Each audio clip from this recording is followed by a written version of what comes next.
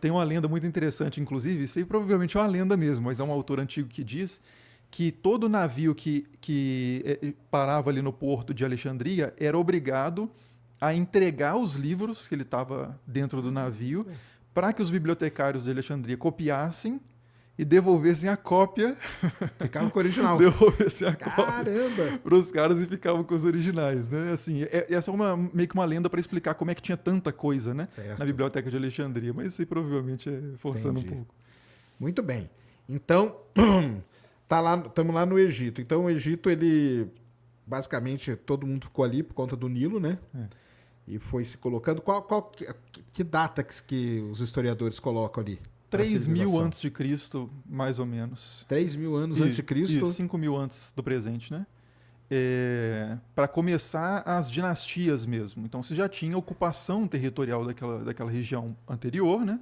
Mas em termos assim, de civilização, pensando nesse sentido de uma complexidade social grande, com líderes que controlavam grandes porções de terra, tinha uma administração complexa, etc. Isso é 3.000 antes de Cristo para frente. Tá. Né? E quando a gente chegar nas pirâmides lá, as grandes pirâmides, as famosas pirâmides de Gizé, né, aquelas três, Khéops e Miquerinos, essas pirâmides são de 2.600 para 2.500, mais ou menos, antes de Cristo. Então já tem 500 anos, meio milênio.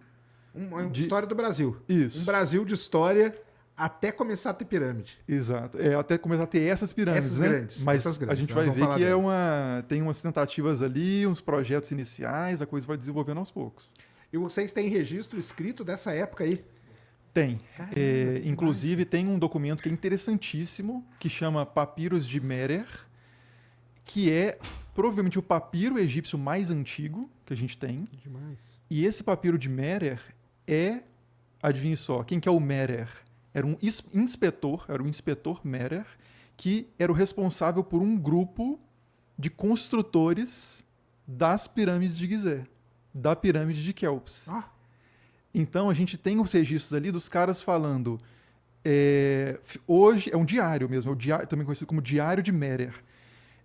O cara fala assim, esse Merer fala: hoje fomos da cidade tal para Tura buscar, que é uma cidade mais ao sul, buscar granito.